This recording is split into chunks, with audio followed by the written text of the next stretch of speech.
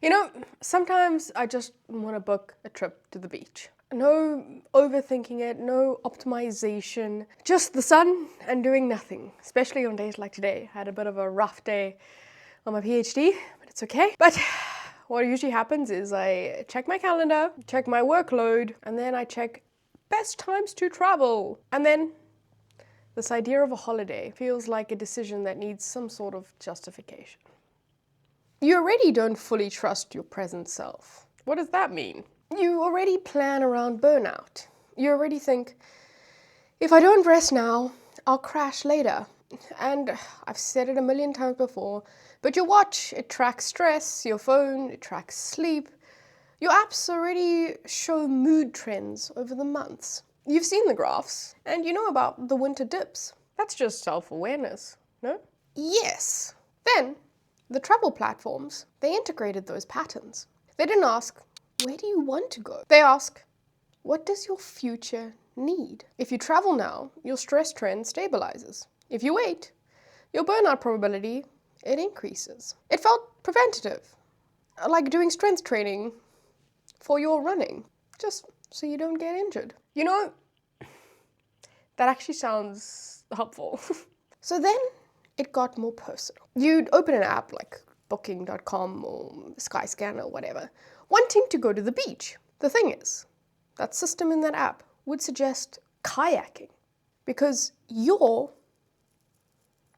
long-term data showed that active trips actually improved your mood more than the passive ones did, even if you felt tired in the moment. The model said that movement, it prevented this winter slump. So the beach, it just ranked way lower on the list. So my feeling in the moment isn't priority anymore.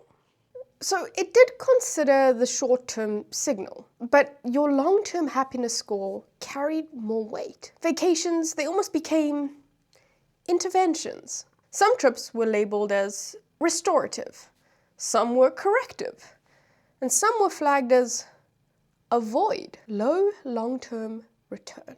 And spontaneity, it didn't model well at all. So you're saying that I start asking a different question, not what do I want, but what version of me performs better in 6 months' time?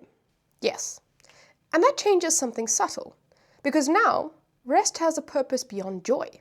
It becomes maintenance. You don't escape your life, you optimize it.